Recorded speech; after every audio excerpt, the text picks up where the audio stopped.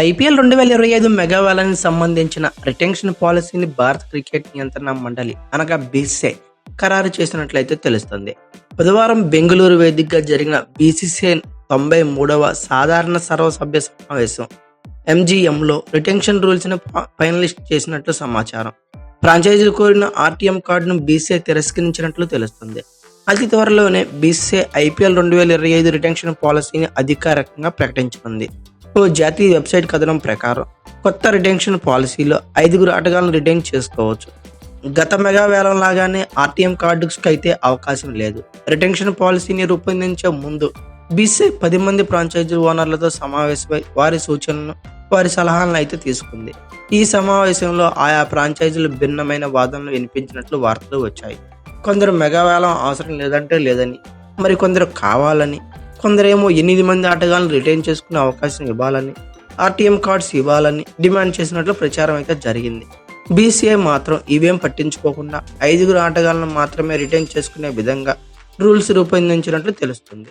అయితే right to match RTM ఏదైనా జట్టు తమ ఆటగాడిని వేలంలో కొనుగోలు చేస్తే ఆ ధరను చెల్లించి తిరిగి తీసుకోవచ్చు. 2018 ఐపీఎల్ మెగా వేలంలో ఆర్టీఎం కార్డును చివరిసారిగా ఉపయోగించారు.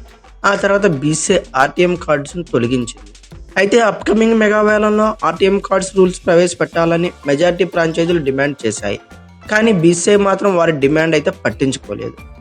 అయితే వీటన్నిటి గురించి చర్చలు జరుగుతున్నప్పటికీ ఇప్పటి వరకు మాత్రం ఐపీఎల్ 2025 రిటెన్షన్ పాలసీపై అధికారిక ప్రకటన అయితే రాలేదు. మరోవైపు ఫ్రాంచైజీలు మాత్రం మెగా వేలంలో అనుసరించాల్సిన వ్యూహాలను సిద్ధం చేసుకుంటున్నాయి. ఇప్పటికే రిటైన్ చేసుకునే ఆటగాళ్ల జాబితాను సిద్ధం చేసుకున్న ఐపీఎల్ టీమ్స్ వేలంలో టార్గెట్ చేయాల్సిన ఆటగాళ్ల జాబితాను కూడా తయారు చేసుకుంటున్నాయి. ఇదే నేపథ్యంలో చెన్నై సూపర్ కింగ్స్ సైతం వేలంలో కొనుగోలు చేయాల్సిన ఆటగాళ్ల జాబితాను సిద్ధం చేసుకున్నట్లు తెలుస్తుంది. ఆ జట్టు రవిచంద్రన్ అశ్విన్తో పాటు మొహమ్మద్ షమీలపై కన్నేసినట్లు సమాచారం. అయితే 2015 వరకు చెన్నై సూపర్ కింగ్స్ ప్రాతినిధ్యం వహించిన రవిచంద్రన్ అశ్విన్ మళ్లీ జట్టులోకి తిరిగి తీసుకోవాలని ఆలోచిస్తుంది. చెన్నై చపాక్ మైదానంలో అతనికి మెరుగైన రికార్డు ఉండటంతో పాటు బ్యాటింగ్ కూడా మెరుగవడంతో అశ్విన్ కు ప్రాధాన్యత ఇస్తున్నట్లు తెలుస్తుంది. అయితే ప్రస్తుతం రవిచంద్రన్ అశ్విన్ రాజస్థాన్ రాయల్స్ జట్టులో ఉన్నాడు. అతన్ని ఆ జట్టు వేలంలోకి వదిలేస్తే సిఎస్కే కొనుగోలు చేసేందుకు సిద్ధంగా ఉన్నట్లు తెలుస్తుంది. అయితే తమిళనాడు ప్రీమియర్ లీగ్ లో కూడా అశ్విన్ అసాధారణ ప్రదర్శన అయితే కనబరిచాడు. బౌలర్ గా, టాప్ ఆర్డర్ గా, బ్యాటర్ గా తన జట్టు ఛాంపియన్ గా నిలవడంలో కీలక పాత్ర పోషించాడు. అలాగే అశ్విన్ తీసుకునే విషయంపై సిఎస్కే సీఈఓ కాశీ విశ్వనాథ్ స్పందించాడు. అతను చేరితే చెన్నై జట్టు మరింత బలోపేతం అవుతుందని చెప్పుకొచ్చాడు. అశ్విన్ టీమిండియాతో పాటు తమిళనాడుకు చెందిన గొప్ప క్రికెటర్.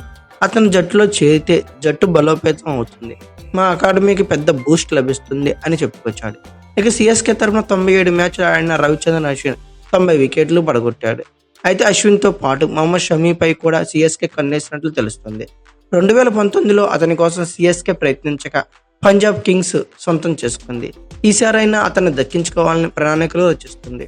ప్రస్తుతం షమీ గుజరాత్ టైటన్స్ లో ఉన్నాడు. అయితే ఓవరాల్ గా సిఎస్కే రిటైన్ చేసుకునే ప్లేయర్స్ లిస్ట్ కామెంట్ బాక్స్ లో పిన్ చేయండి. అలాగే ఈ వీడియో కనుక మీకు నచ్చినట్లయితే like, share, comment plus subscribe చేసుకోండి. అలాగే పక్కనే ఉన్న బెల్ ఐకాన్ ఒకటి మాత్రం మర్చిపోకండి. Thank you for watching. Have a nice day.